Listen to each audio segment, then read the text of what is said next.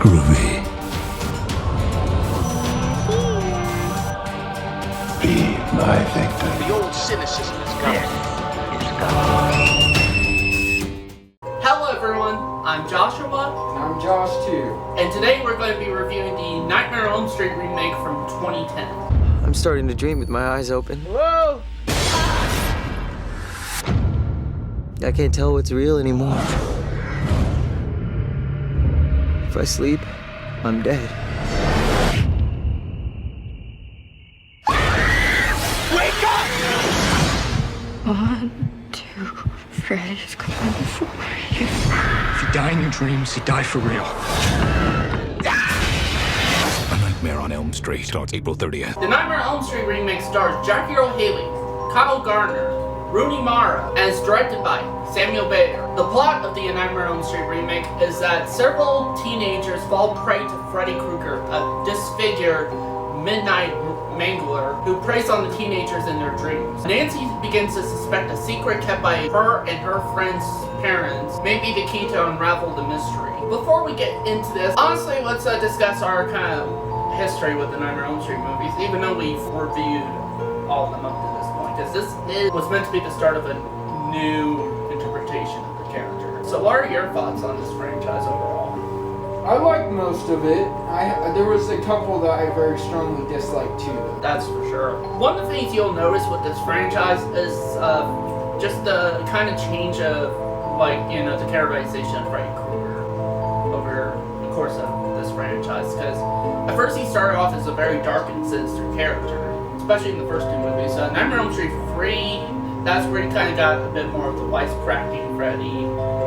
They still pull it off to where they kind of balance the dark and sinister Freddy with the kind of more comedic, goofy Freddy with the one-liners and that. To be honest, I think that is one of the few times that that's really worked for me personally, with the comedic Freddy, because they did a good job balancing the two. As starting with Nightmare on Elm Street 4, it gets more into the comedic Freddy. To the point by where Freddy's dead, Freddy was literally a Looney Tunes cartoon character. No joke. And I hated that. And a lot of other people did too. Then Wes Craven came back to the franchise with Wes Craven's New Nightmare and actually brought Freddy back to being scary again. He was definitely not the wisecracker. He made a few wisecrack stuff, but not as much as even in Dream Warriors and that. This was pure, dark, sinister Freddy. Right. Apparently, Wes Craven's New Nightmare didn't do nearly as well as they wanted it to, because not a lot of people went out to see it, because I think maybe there was some confusion with what the film was, because it said Wes Craven's New Nightmare, and on the title and all that stuff. The marketing didn't really showcase Freddy Krueger all that much and that, and it was this whole meta thing with, taking place in our real world and that, and the actors portraying themselves, so I think there might have been some confusion. Is this really part of the Nightmare on Elm Street movies? Yeah. So therefore, not a lot of people really went out to see it. And plus, also, I think maybe too, people weren't ready for a self-aware horror movie, which is quite yet at the time. It wasn't until later when Wes Craven did Scream, which that became successful with that. If you look at it, New Nightmare was kind of almost like a trial run of that for Wes Craven. So, kind of doing the self-referential stuff. Yeah. In my personal opinion, I like New Nightmare better than Scream. And then there wouldn't be another appearance of Freddy Krueger for a while until 2004 with Freddy vs. Jason, which I think is one of the few occasions where they balance the dark and sinister Freddy with the Humor is pretty alright. probably the best attempt they did at that since Dream Warriors. I still think Dream Warriors did it better. Yeah. Personally. And then we get to this point where there wouldn't be another Nightmare on Elm Street film for a long while until 2010. At this point, they decided to reboot the franchise completely. So do a whole remake, because this was during with the era of the remake craze. It basically really started with the Texas Chainsaw Massacre remake back in 2003, because that was really successful. Funny thing is, the same studio that produced the Chainsaw Massacre remake of Platinum Dunes took a hold of this Nightmare on Elm Street remake, and a year prior to this, they also did the Friday the 13th remake by Platinum Dunes, which is Michael Bay's company. It was only about a matter of time before we saw a remake of Nightmare on Elm Street at that point. you know, because they were doing Texas Chainsaw Massacre, Halloween, Nightmare on Elm Street, well, Friday the 13th, so at that point it's like, eventually Freddy Krueger was going to get remade. This one is infamously for being, for what a lot of people think is by far the worst film of the franchise. We got some thoughts on that, because we wouldn't necessarily call it worse. but we do got some thoughts and we'll elaborate on that right now. I thought Jackie O'Haley's Performance. Yeah, I mean, even though he was written like dog trash. Yeah, but his performance, like, I definitely see potential in Jackie O'Haley being a really awesome Freddy. Yeah. You know, he definitely has that potential for it. And not only that, too, if you look at the behind-the-scenes featurettes and that, he was the only actor who seemed really enthusiastic about working on this project. He was the only actor who seemed passionate about his role, you know? And would you say that definitely shined in the movie? Yeah. So, because especially compared to all the other actors, which we'll get to, he was probably one of the better actors in the movie. Yeah. Which is kind of a shame, because there's a lot of really talented actors and people working on this film. And I heard all these actors did good stuff in other things, like Clancy Brown, who is actually more well known for voice acting, more so. Like, he did Mr. Krabs off the SpongeBob. Okay. He also voiced in several other stuff like Star Wars Clone Wars, actually, and just tons of other different stuff he worked on. And he was in a film I watched recently, which I intend on reviewing at some point. I would need to rewatch it. It's a 2020 horror movie, The Mortuary Collection. Actually, it's a 2021 movie that premiered on Shudder, and he was good in it. Okay. So. And then some other actors like Rooney Mara, who plays Nancy in this film. I heard she's good in other stuff, but we'll get to that. Most of these actors are pretty good from other stuff. Even went on to do like bigger and better stuff. They had the blueprints for potential of a pretty good or at least decent Nightmare on Elm Street movie. But I think what really became the problem, which we'll discuss in there. Like, I'll basically discuss all this in our negatives, but overall, like, Jackie O'Haley, at least the performance-wise, was pretty good. Now, there's some things I definitely think that could have helped him a lot more, which we'll get into my negatives. Another positive well, I wouldn't say if it's positive or not, but... I call it mixed. Yeah. So, I think that's basically all we have in regards to absolute positives. So let's I even know what your mixed thought was, man. So let's move on to things we're mixed about with the movie. So honestly, one of the things I'm rather mixed on is, on one hand, I do appreciate them going for the darker tone of this movie, because the last several Nightmare on Elm Street movies have really been kind of more goofy, you know, lighthearted comedy. So the fact that they tried to make this a serious Nightmare on Elm Street movie, I kind of admire in one aspect. Yeah. But the way they handled it is another problem. Right. Because I think sometimes it goes too dark, too like almost like in areas where you should not go, which we'll discuss in our negatives. I have one thing I mixed on. So I really liked part of the waking dream sequences. You know what I'm talking about? What were they called? Micro naps? Oh yeah, that's another thing I'm kind of mixed on, because I do think the micro naps idea is a really cool and interesting new concept for this franchise. Yeah. It's just they only really use. Like there was only like one really cool scene with utilizing the micro naps, and that's when Nancy's at the drugstore and stuff like that. And the rest were really just wasted. And it was only wasted on jump scares. Right. So it was only just an excuse to throw in jump scares. Where I feel like you could have utilized it more like how the drugstore sequences did. Right. And could have been something psychological in that. So, like the idea that, you know, you're dreaming but you don't know it even if you're awake after a certain time. Right. So that means even if you're awake, Freddy could still get you. I mean, how terrifying does that sound? Right, compared to the can only get you when you're sleeping. So that is a really interesting concept. Plus, I think you could play off for some really interesting visuals, which they did again with the drugstore scene. Yeah. Which is one of the better scenes in the movie. outside of that, they do nothing with it outside of just jump scares, which we'll discuss more on the jump scares in our negatives. Anything else you wanted to say in our next spots? Anything you're kind of like about? I think that was pretty much it, man. It really, you know, those are the only parts that made this movie even like watchable, you know? Yeah. So let's get on to our negatives, and boy, we got a lot of negatives here. The whole thing. Yeah, it's like, where do we even start with this one? I think the way Jackie O'Haley was written was a shame. Yeah, because, I mean, he had a good performance. I think if the character was written better, if he had better makeup too, which we'll get to that at some point. It would have been hugely different. Yeah, hugely different. Like, and I really do see the potential of Jackie O'Haley being an awesome Freddy. But because of the direction, which that's another thing too, I kind of have negatives on, is the direction. So the director of this film is Samuel Baer, who prior to this had mostly directed music videos. He had never directed a horror film until now, like in Velvet. And you could clearly tell, because even the one good scene, like visually, like good scene in the movie, the drugstore scene, looks like something out of a music video. Right. I just don't think he really knew what he was doing in regards to this movie. Now I can't blame 100% on that, because I think other aspects could be in the way of that, like for example, script writers, which, like honestly, like, you know, another problem I think could be is like the writers, which, now, and this is weird too, because I can't maybe even blame the writers 100%, because the writers wrote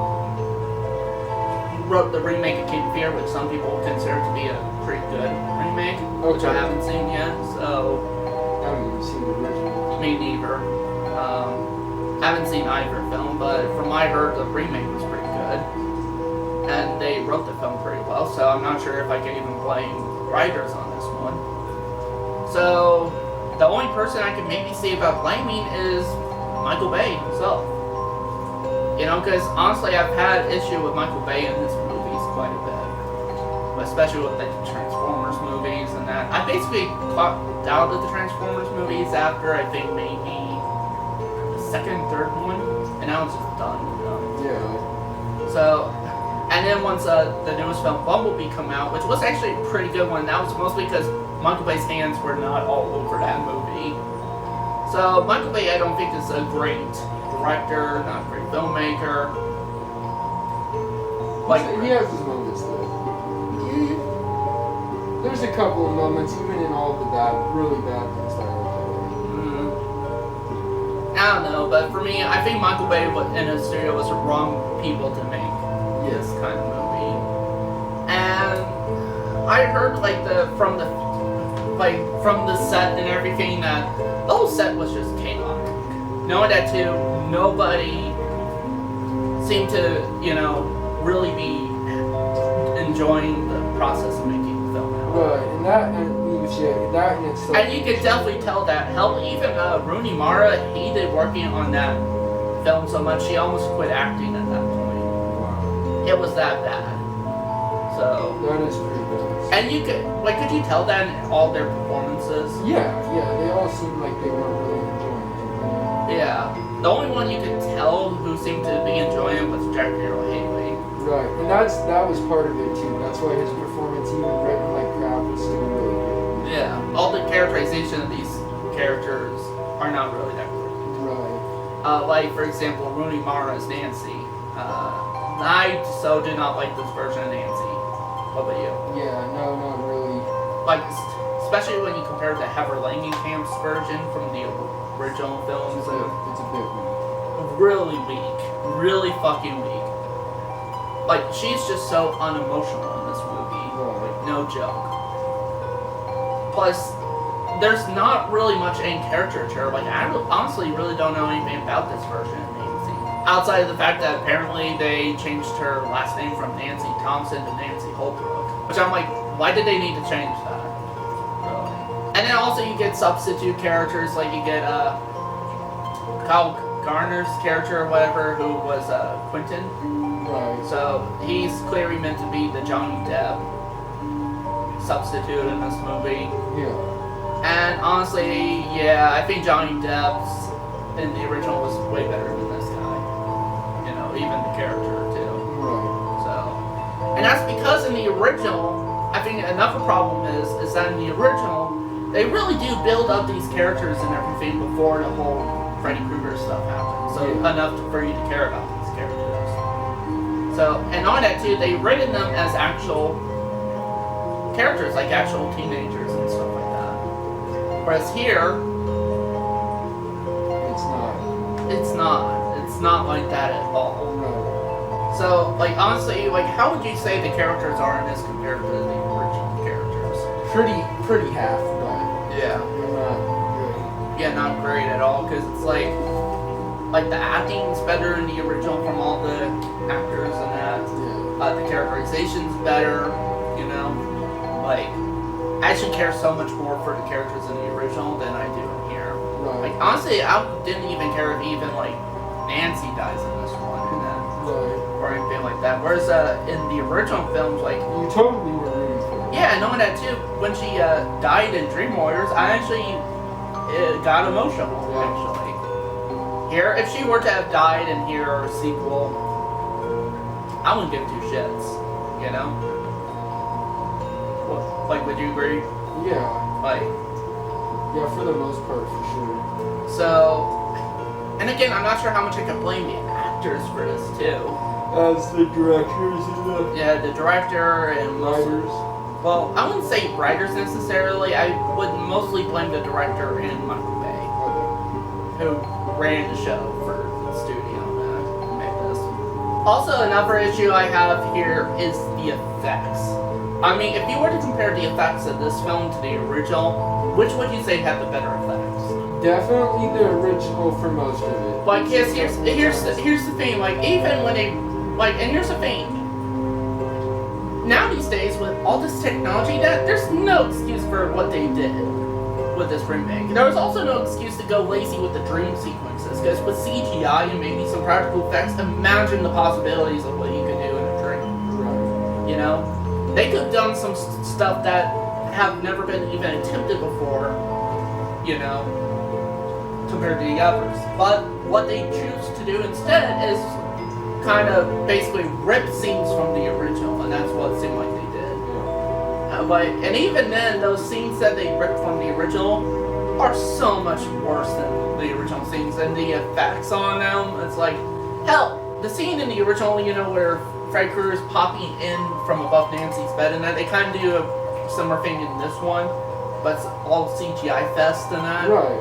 It's like Freddy Krueger's like in the It's like wall. it looks like the wall's pooping. Yeah, it's like that's like shit. It's like, especially when you compare it to the original film, which all they just really did was had somebody go through spandex, actually, and with lighting.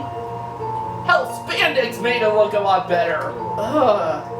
And you could do that effect for a lot less with the way they did in the original. Than what you would pay for CGI. And on that too, it was a lot better looking too. Like, there was no fucking excuse for them to do this for this movie. Right. The only thing I could say is problem with that was incompetence. You know? Pure incompetence. Yeah. From both Michael Bay and the director. It's like, how is it that a film that probably cost more than the original Nightmare on Elm Street movie, a modern day movie with all this kind of technology at your disposal, looks a lot worse than a movie that came out like 30, 40 years ago? Right. How the fuck does that happen? And knowing that too, let's get to the biggest issue of the film, and we mentioned characterization. What they did with Freddy Krueger in this movie is one of the worst decisions of this franchise, that's for sure. Now, so in this one, in the original, Freddy Krueger was characterized as a child murderer. Now, in this one, they basically take the scrapped idea that Wes Craven had for the original, which is to make Freddy Krueger a child molester.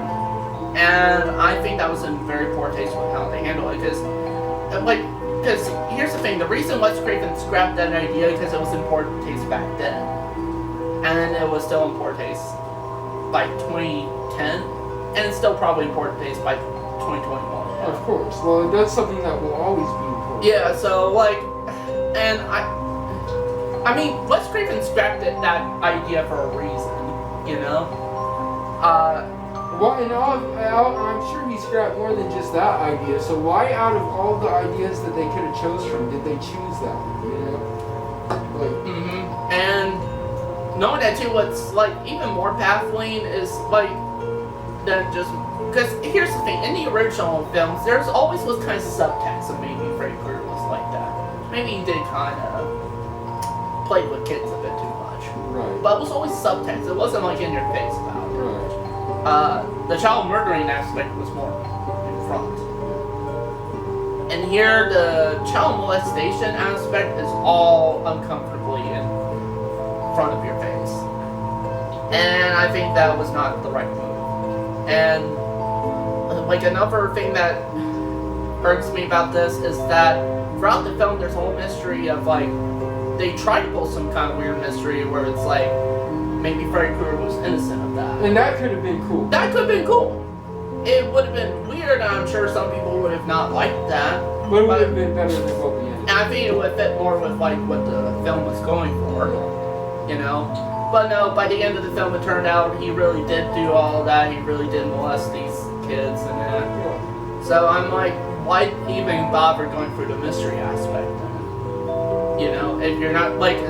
You would want to do something in mystery to where something like people are not going to suspect, you know, like expect to be the case. So the thing that would not be expecting for people is to make Freddy Krueger innocent, and he's purely doing this based on a revenge motive, which is like the original, you know, because he was wrongfully accused, and also that could have played into commentary about that, too, because there's been cases of people being wrongfully accused of stuff and that could have played into some commentary with it. But no, they decided not to go any of that route. And that just so pisses me off. Like, my brain is actually hurting just thinking about this. Stupidity of it. Yeah, like, not only the stupidity, but the incompetence of it all. Another issue that I have, too, is the look of Freddy Krueger. Now, there's some aspects of this look I don't mind. I don't mind the sweater, which was designed by the same person who designed the sweater of the original movie. So, I also don't mind the glove either, the new glove. I actually wouldn't mind having a replica of the remake glove here. So, because I have a replica of the original glove up there. So I'll give the design that bit of credit, but man, what the fuck did he do with his face? You know? They fucked up his face. Now, there's two reasons I don't like this. One is that it doesn't look good, you know. Plus, they seem to digitally add stuff to the makeup and that, and it makes it look even worse, I think. What do you think? And the weird thing is, it's supposedly like the CGI stuff they did to his face were done by the same people who did Two-Face in The Dark Knight. So, and that looked a lot better than what they did here. So, I'm not sure if I can even blame them for that. Yeah, because they're probably giving direction on how to do it. Yeah, and how it looked. And like how they wanted it to look. So, and knowing that too, one of the things is that the fact that they wanted to make Freddy Krueger look more like a real burn victim. And I think that's like, now not nearly as insulting as like an offensive as him being a child molester. So it's still pretty young. But knowing that too, if you combine the fact that they made him into a child molester and made him look like a real burn victim, how insulting is that? Like, that's just different levels of insulting right there. Yeah, it's just offensive as shit, really. Yeah, like, yeah, it's like, so I don't know what they were thinking with that. Then again, it's Michael Bay, and Michael Bay is known for having really offensive stuff in his films. Like, not just that, but I've seen, like even this Transformers film, either very sexist stuff or very racist stuff, too. For me, it's like, I, again, really don't think Michael Bay was the right choice for this movie at all. And honestly, this film was, I think, basically the catalyst for basically the death of the franchise, I think, at this point. Because, I mean, we have not seen another Nightmare on Elm Street movie since then. You know, I feel like maybe people don't really have much interest after that film. And now with Wes Craven's passing like several years ago, it's like I don't know how likely it seems like we're going to get another one. Yeah. You know, and it was all really because of this film's fault, I think. I think this film really put the nail in the coffin for this franchise. We'll probably get something else, dude. I want. Like the last appearance of Robert Englund as Freddy Krueger was in an episode of The Goldbergs. Yeah. Well, and Robert Englund's going to be too old to play Freddy here. I heard there's some ramblings about maybe doing another film and that, like as long as they don't do it with Kevin Bacon. Like I heard there are basically several pitches. Like even the person who directed Dr. Sleepy, Mike Flanagan, even pitched that idea. I think he would do a pretty good job. That was a good movie. Yeah, like Dr. Sleep was really good. Yeah. So I think he would do really good with that. And I heard it like a show he's done, The Haunting of Hill House. I heard that's good. I haven't seen it though. How long ago did Dr. Sleep come out? 2019. Oh my gosh, dude. What happened to the last 2 years? I know. COVID. Well, it didn't affect me that much though, because I was still out and about working, you know. But yeah, like Jeez. I feel like we just seen that 6 months ago. But yeah, like so he also did the Haunting of Hill House show, which I heard good things about, but it's on Netflix. I haven't seen it yet. Yeah. So actually, I think he would be a good director for a new one. Yeah. And also, I've been hearing ramblings about Kevin Bacon. Don't say it. Kevin Bacon. That would be so awful. Hey, even Robert Englund said. They're out of their damn minds. Even Robert Englund said that that might be a good choice. No. Think about this, okay? The only horror movies that Kevin Bacon's been in, think about Tremors. Okay. Oh, there's another one too. What's the other one? I can't. We'll have to look it up. I know there's another it's like a halfway horror movie that he was in. But both of them, look at how he acted in them, and he does really good as a. I've only seen one of them, which was Tremors. Right. Well, okay. So think about that. Like a comedic horror, sure, that's fine. And then like Friday the 13th. Yeah. You know, that was fun. Oh yeah, that's the other one he did. That was his first. There's another one after that too. But that was his first one he did. Was Friday the 13th. That was his first movie in general. But Freddy movie, man. Come on. I don't know. Maybe people are thinking that maybe because of the fact that he has connections to horror and that, and that he had connections especially to one of the big three franchises of the 80s. Because he did a lot of acting in that movie. Yeah. The only cool thing with him was his death scene. Right. That's kind of my point with this. And he did really good in Tremors. Yeah. As a comedic relief. Yeah. Without him being comedic relief, you know. Well, to be fair, both the two main characters were comic relief characters. That whole series is comedic relief. Yeah. But like it's mostly a comedy. Yeah. With horror elements, you know. I just don't see him being Freddy. I don't know. A lot of people think that know me think I should be the new Freddy. I think you would pull off a good one. So, even people who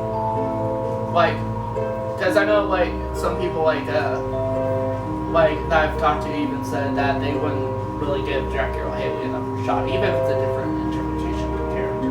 I would. Yeah, I mean I would, but I know there's some people who will not be willing to do that considering of how they wrote into the last one. Yeah. So, because it would get that bad taste is still in their mouths and everything, and it would be remind them of that bad taste. So for them, they want to see something else in the world. So, and I can maybe see that why some people maybe it. So, but for me, I wouldn't mind it, especially if they do a lot better with him this time around. Like give him better makeup, give him better look overall, better people involved, the right people involved, you know. I wouldn't mind it, but again, I mean, I would like to play the new Freddy.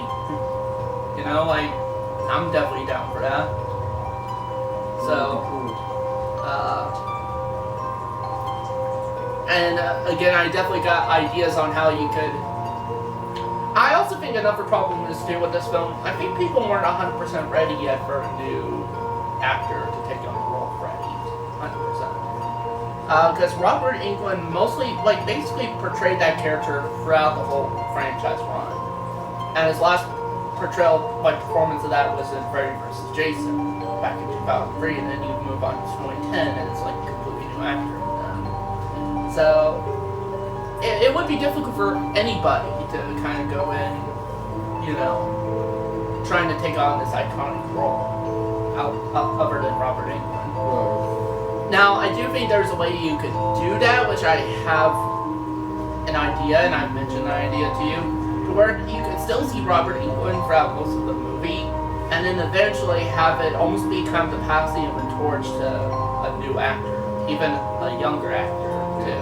Because I think it should be a much younger actor, that's for sure. Because if they intend on doing, like, if it's successful and they intend on doing more movies, they're going to need someone younger to do that. So yeah, I definitely got ideas for that, and I mentioned that to you, and you thought they were pretty good. I think it would be a pretty good way to kind of smoothly slowly help people to kind of set the new actor. Yeah. Especially if the new actor does a pretty good job. Oh yeah, another thing negative I forgot to mention is the music. Well, it is so generic. Forgettable. I mean, especially when you look at the original film's music, that one's iconic, you know? Composed by, forgot the composer's name. I think it's Charles Bernstein. Charles Bernstein composed the music for the original, and there's only one time you hear a recomposition of Charles Bernstein's music, and that's during when the title card pops up.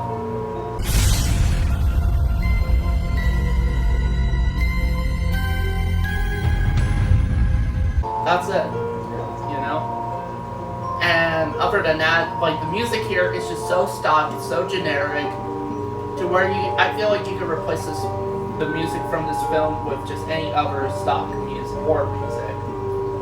And it wouldn't make much of a difference, you know?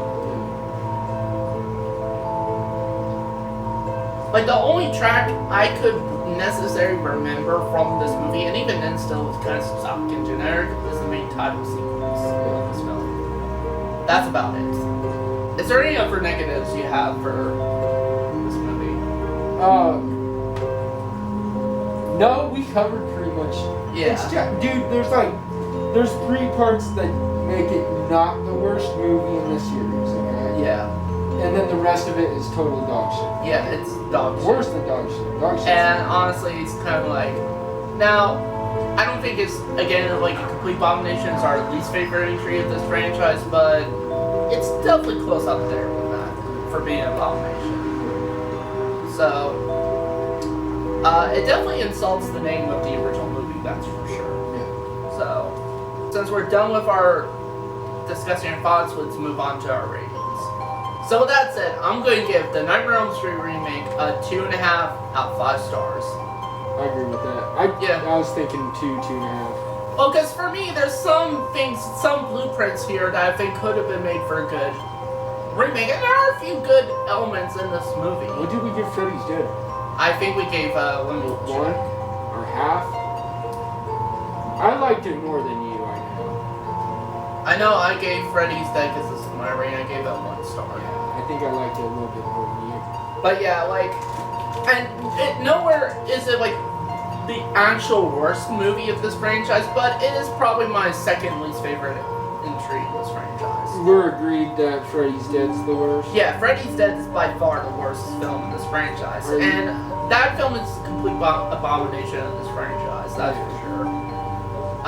At least this one, they tried to do some things, potentially good things with it, but through direction, execution, and even just the trouble production, actually, there was a huge trouble with the production, even like the fact that the script was basically an amalgamation of four different drafts of the script combined into one. What? Yeah, and in fact, there was a total of 18 drafts of this script. I knew you had told me it was a lot, but I didn't remember it being that. But there was a total of 18 drafts of the script made, and the final film version is an amalgamation of 4 of those drafts combined into one. Could you tell that at all?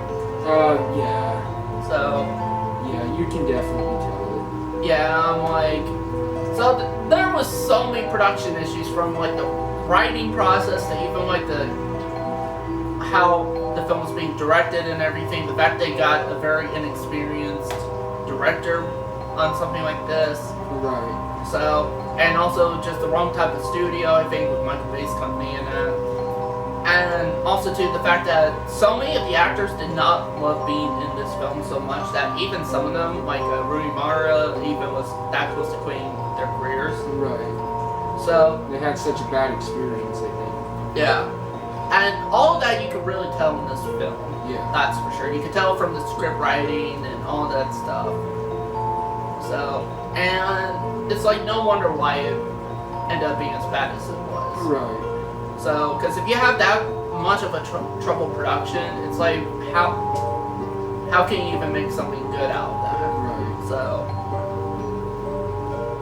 and yeah, this basically put the nail in the coffin for the franchise for sure. Yeah. Because after that, there has been no attempt to make another Nightmare on Elm Street film since then.